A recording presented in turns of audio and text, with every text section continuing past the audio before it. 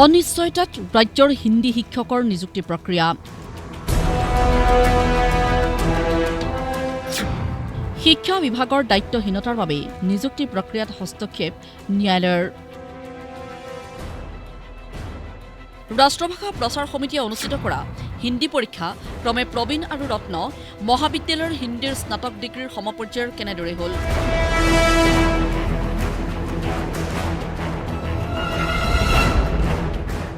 ৰাজ্যৰ শিক্ষা বিভাগলৈ জাননী গুৱাহাটী উচ্চ ন্যায়ালয়ৰ। ৩ সপ্তাহৰ ভিতৰতে শপতনামা দাখিলৰ নিৰ্দেশ ন্যায়ালয়ৰ।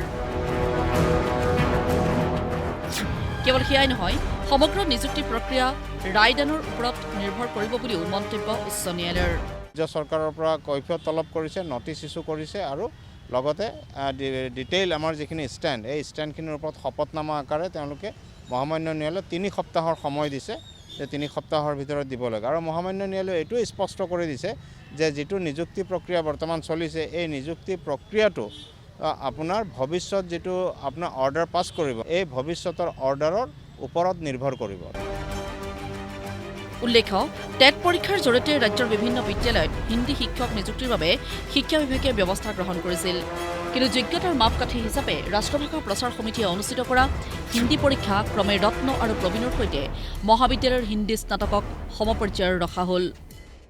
এই হিন্দী টিচাৰৰ ৰিক্ৰুটমেণ্টৰ সময়ত কি হৈছে, আপোনাৰ যিখন 2018 secondary school provincialise service rule আছে, এই ৰুলত প্ৰবীণ আৰু ৰত্ন এওঁলোকক এই কোৱালিফিকেশ্যন লোৱা মানুহখিনিক আপোনাৰ BA ডিগ্ৰীৰ লগত সমপৰ্যায় হিচাপে ধৰি পেলাই তেওঁলোককো এই নিযুক্তি প্ৰক্ৰিয়াটোত পাৰ্টিচিপেট কৰাৰ কাৰণে সুযোগ দিছে।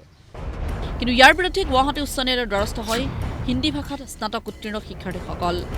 তেওঁলোকৰ দাবী, ৰত্ন আৰু প্ৰবীণ উত্তীৰ্ণ শিক্ষাৰ্থীসকল স্নাতক অথবা স্নাতকোত্তৰৰ সমপৰ্যায়ৰ হ'ব নোৱাৰে।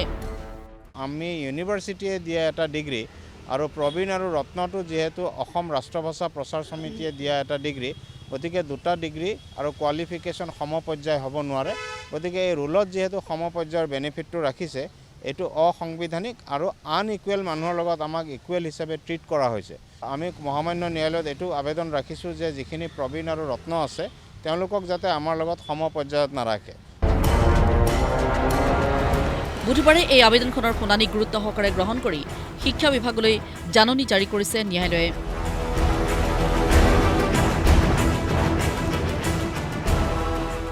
এতিয়া প্ৰশ্ন হয়, ন্যায়ালয়ৰ এই নিৰ্দেশৰ পিছত স্থবিৰ হৈ পৰিব নেকি সমগ্ৰ হিন্দী শিক্ষকৰ নিযুক্তি প্ৰক্ৰিয়া?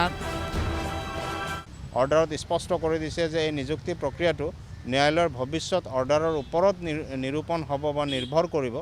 কিন্তু যিহেতু এইটো এটা নিযুক্তি প্ৰক্ৰিয়া, ইয়াতে মহামান্য ন্যায়ালয়ে কমপ্লিটলি ষ্টে দিয়া নাই, আপোনাৰ মানে স্থগিতাদেশ জাৰি কৰা নাই। কিন্তু ভৱিষ্যতে ধৰক যদি আমাৰ কেছটো ভাল হয়, তেতিয়াহ'লে এই যিখিনি নিযুক্তি দিব গভৰ্ণমেণ্টে, এই গোটেই নিযুক্তিখিনি বাতিল হোৱাৰ সম্ভাৱনা আছে। ব্যুৰো ৰিপৰ্ট, প্ৰতিদিন টাইম।